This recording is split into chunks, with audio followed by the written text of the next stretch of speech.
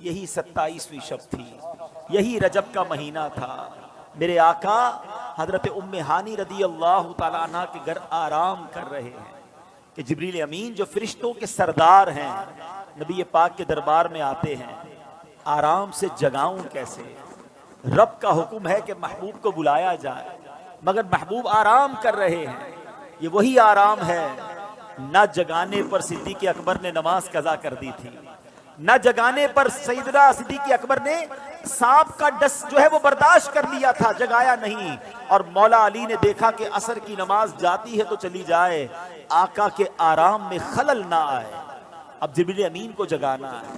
اللہ اکبر، بلاوا رب کی طرف سے ہے۔ تو اعلیٰ حضرت نے گویا قصیدہ معراج میں کہا کہ فرمایا یہی سما تھا کہ پیک رحمت، خبر یہ لایا کہ چلیے حضرت، ذرا سمجھیے گا بات کو، کیا خبر لایا کہ چلیے حضرت تمہاری خاطر کشادہ ہیں۔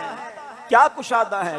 جو کلیم پر بند راستے تھے۔ نبی پاک کو حتیم میں لایا گیا، وہاں نبی پاک کے سینہ اقدس کو چیرا گیا اور اس میں نور کی برسات کی گئی، حکمتیں داخل کی گئی، پھر سینہ اقدس کو بند کر دیا گیا۔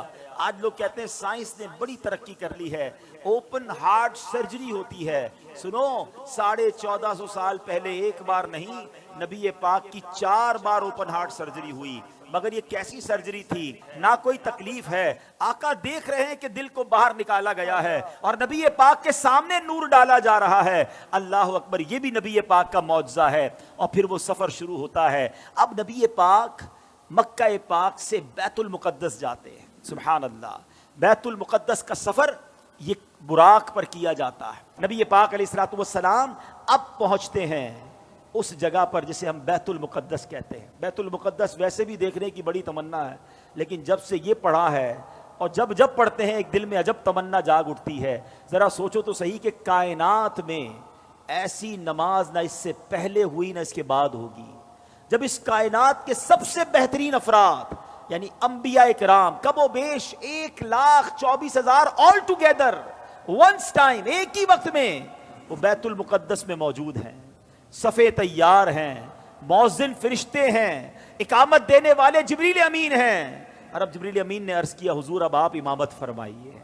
امام الانبیاء میرے آقا امامت فرما رہے ہیں۔ سبحان اللہ، سیدی اعلیٰ حضرت امام اہل سنت بڑی پیاری بات لکھتے ہیں، فرماتے کہ وجہ کیا تھی؟ معراج کی رات کی جماعت کیوں جو ہے وہ سجائی گئی، یہ بلایا کیوں گیا سب کو؟ سبحان اللہ، رہتی دنیا کو یہ بتانا تھا۔ اعلیٰ حضرت کہتے ہیں نماز اقصا میں تھا یہی سر، سر کہتے راز کو، عیاں کہتے ظاہر ہونا۔ فرماتے نماز اقصا میں تھا یہی سر، یہی راز تھا کہ عیاں ہو مانائے اول آخر، پتہ چل جائے دنیا کو کون اول ہے کون آخر ہے دست بستہ پیچھے حاضر، سارے ہاتھ باندھے کھڑے ہیں، کون؟ جو سلطنت آگے کر گئے تھے۔ اقصا میں سواری جب پہنچی، اقصا میں سواری جب پہنچی، جبریل نے بڑھ کے کہی تکبیر۔ اقصا میں سواری جب پہنچی، جبریل نے بڑھ کے پڑھی تکبیر۔ نبیوں کی امامت اب بڑھ کر سلطان جہاں فرماتے ہیں۔ اللہ اللہ کہو، اللہ اللہ اللہ اللہ اللہ اللہ کہو، اللہ اللہ۔ اب نماز سے میرے آقا فارغ ہوئے، اب آسمان کے سفر کی تیاری ہے۔ اب سفر آسمان میں وہی براق ہے، وہی بارات ہے، وہی دولہا ہے، وہی باراتی ہیں۔ آن کی آن میں پہلا آسمان آ گیا اور اللہ کے حبیب کا یہ سفر کتنا فاسٹ ہوا، نبی پاک آگے بڑھتے گئے، اب سدرۃ المنتہا آ گیا۔ اب یہاں جو ساتھی ہے جو ام ہانی کے گھر سے لے کر ساتھ جا رہے جبریل امین، وہ عرض کرتے ہیں کہ حضور بس اب یہاں سے آگے میں نہیں جا سکوں گا، یہ میری لمٹ ہے، اس سے آگے گیا تو میرے پر جل جائیں گے۔ اللہ اکبر، اب اس کے آگے فقط رب کے حبیب جا رہے ہیں۔ یہ وہ مقام ہے کہ جبریل امین بھی پیچھے رہ گئے۔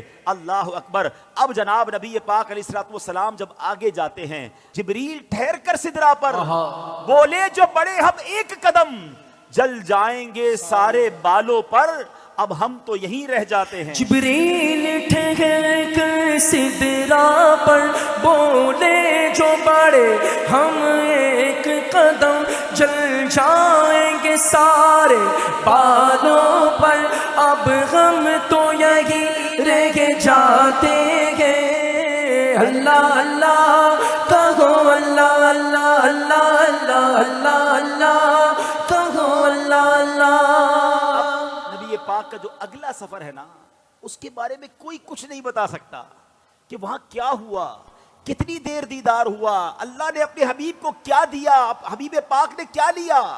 وہ ایسی راز کی باتیں ہیں، وہ ایسی کرم کی باتیں ہیں کہ جتنا اللہ کریم نے قرآن میں بتایا اور جتنا حبیب پاک علیہ الصلوۃ والسلام نے ہمیں آ کر بتایا، اس کے علاوہ کوئی اس کے بارے میں نہیں جانتا۔ تو اب یہ وہ سفر ہے میٹھے اسلامی بھائیوں کہ جب نبی پاک علیہ الصلوۃ والسلام یہ سفر کر کے واپس آئے، یہ عظیم سفر ہے، جنت کے طبقات دکھائے، جہنم کے مشاہدات کیے، آل ٹوگیدر جب یہ سفر کر کے نبی پاک واپس آتے ہیں تو آج لوگ کہتے ہیں جناب کہ بڑی سائنس نے ترقی کر لی ہے، بڑا مہینوں کا سفر دنوں میں، دنوں کا سفر منٹوں میں طے ہوتا ہے۔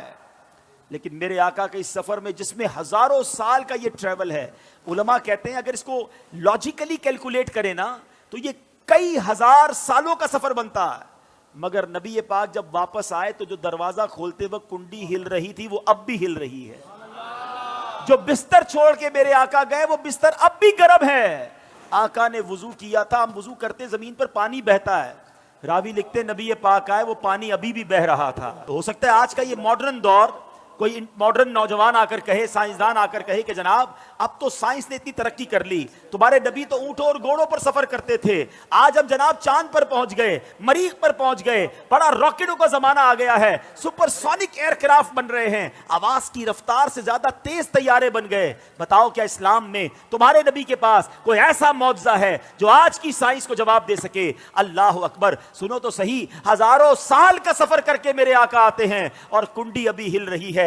گویا ہوا یہ کہ کم وقت میں نہیں بلکہ نبی پاک نے یہ سارا سفر نو ٹائم میں کیا، وقت وہی ٹھہرا ہوا تھا۔